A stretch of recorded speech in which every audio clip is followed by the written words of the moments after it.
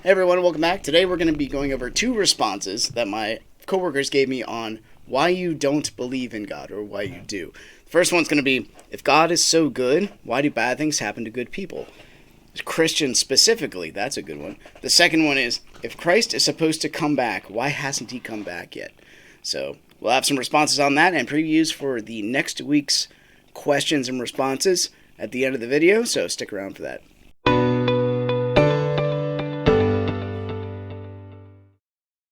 So this first question, if God is so good, why do bad things happen to good people? This was actually posited by one of my friends who's from Ghana in Africa.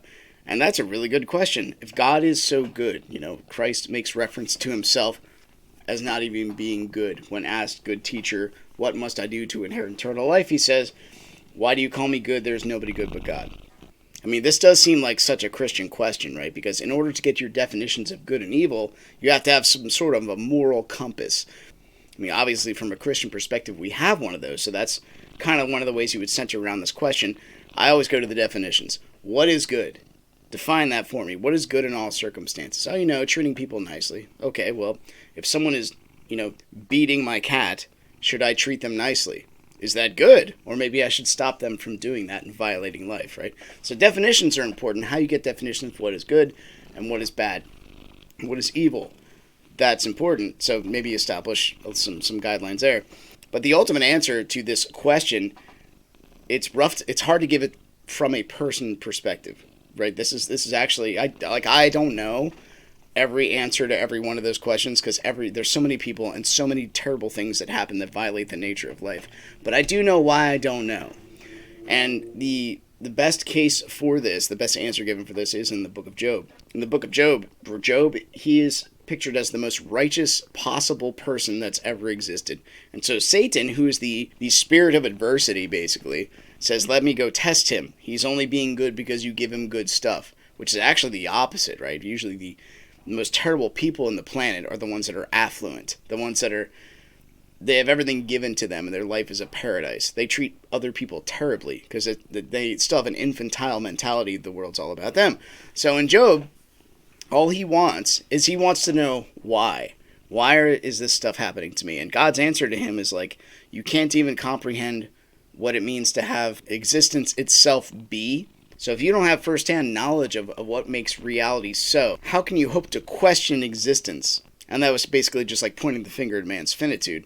And they're right. Like all of us, we don't know where we're going to end up in 20, 30, 40 years. That's like a question beyond time, at least time in our life. The other part of it is, if a righteous person, like how does righteousness become defined? How does goodness become defined? Bad things happening to good people. What is a good person? What's that look like?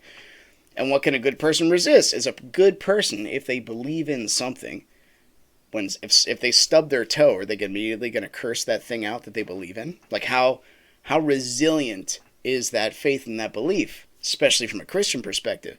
That's a very good question. So a better way to maybe rephrase the question, because oftentimes what I like to do is I like to take the question that they give me and throw it back at them, maybe in a better way.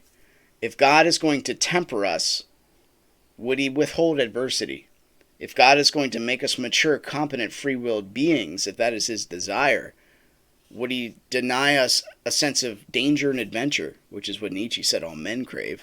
And the answer to that would be no. Like you just like your children or my children, I have to let them go risk something, risk getting hurt, or I'll just wrap them in like styrofoam and say, you can't move out of your bed. Stay there and be safe. Like, I gotta trust them eventually to live on their own. I want them to be competent adults. And God does the same thing to us, especially with the moral guidance he gives us. But he doesn't zap us dead when we violate that. And in order for existence to be, well, maybe there are things we cannot see that are necessary in order for free will to just exist. So that's the beginning of how to start answering that question. It's interesting getting answers from fellow Christians, because it's more like questions that would hit at them that are already believers, things that are unimpressed with them. Mine is still, and it will be ever seeking, if people don't know about Christ, how can they be saved? And I'm still finding the answer, and it's deep and far and wide, and it's pretty amazing. That's what this whole channel is basically dedicated to, is finding that hero's story, finding and then pointing to where it actually exists in the best possible part of reality. and history that's been etched into our history. What other story is there to believe? Again, David Hume says you cannot get an ought from an is. Just because you know science doesn't mean you know how to act going forward. You need a guiding light, you need a character to maybe model yourself after. And I can't picture a better one than Christ. Anyway, so the second one is, if Christ is supposed to come back, why hasn't he come back yet?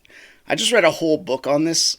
Well, not this topic specifically, but the coming back, the millennialism of Christ. And that's on the channel back before. It's Understanding the End Times. If you want to get my take on the end times, it's roughly there. Sometimes people get really bogged down in the whole book of Revelation, the prophetic messages and things you might think you see or do see. I mean, maybe they're real. Who knows? As far as end time prophecy goes. But the way Christ is described as coming back is imminent. It's like Marathana, I think it is. Like when he comes back, there will be no signs. So you should live your life as if he's going to come back literally like 2 seconds from now. How would you live your life if the person who literally died for you so that you could live as you do and hear my voice and reason this way, how would you live going forward? What would you do with yourself right now? Well, that's a good question. And that again goes back to the whole perspective outside of time. Why does God do anything? Why is there something rather than nothing? Are we going to start questioning reality? If you keep going down that route, eventually you get to the point I think the Indians got to in their philosophy is all of life is an illusion. Well, what's the reality beneath that then? Is that what Buddha discovered? Is it the nothingness, the oblivion? Or we stay in this karmic illusionary life cycle that just grinds itself around like a washing machine? So instead of that, we stay in reality. At least we try to. And the one thing that helps us measure reality, at least what is real, is pain. Everyone's all fine and dandy until you have a stake sticking through your arm, per Jordan Peterson. then suddenly your priorities change a little bit. And then maybe at that point you'll be like, why doesn't Christ come back and relieve me of this pain? Well, then we're back to the adversity thing. How do you know what you're made of unless you're tested? Like, really tested. And if you want to read a great book on this, read Fox's Book of Martyrs. The things the Catholics did to the Protestant Christians are just like beyond description. But if you really want to, you can read about it. And I read that whole book, Fox's Book of Martyrs, which I'd recommend to anybody who wants to see how Protestant Christianity had to carve its way out literally of the Catholic faith. And that was painful. But the pain ties you back into reality, which is a good thing. So if life is going to be painful, why doesn't Christ come back and alleviate us from that? Well, maybe to see the measure of faith. And this is something I just had a conversation with a young man today about the concept of placing your identity in something beyond this life. Because this is something you could take away from this video. Anytime you attach your identity to something that's here, or something you know, you're attaching yourself to death. Because memories fade, muscles go away. I'm a martial artist. I'm a father. Well, my kids might die, or they might leave me or betray me, and then they'll be gone eventually too. Video games, well, my hand-eye coordination will go away. My sexual identity, well, sex drive eventually dies. It just goes away. It fades. So are you attaching yourself to that? Is that all you are? Or are you something more? Are you something beyond that? That's what you need to attach yourself to. Even though he hasn't come back just yet, you have to attach yourself to as if he would. So that's just some beginning ways to answer those questions. Next week we'll be going over a heart and a mind question. The heart question is, I lost everyone close to me, and I lost my faith. And this lady lost, like, her 2 husbands, her sister. Like, it's pretty hardcore. And then the other question, or the response rather, is, though I believe there is something else, it's hard to believe one being created all of reality. So that's what we'll be getting into a little bit next week. And again, these are supposed to be conversational pieces that are, hopefully, from my experience, meant to fill you and fuel you. These are with people I have relationships with at my workplace. So it's the idea is an ongoing conversation. They get to see how I live, and maybe that's something that appeals to them. Or maybe I can give them something to think about. If you really want to see how deep the rabbit hole goes on what's etched on you and me, check out this video that the YouTube algorithm recommends for you. The idea here is that I get to share maybe some of my experience with you, and you get to benefit from it.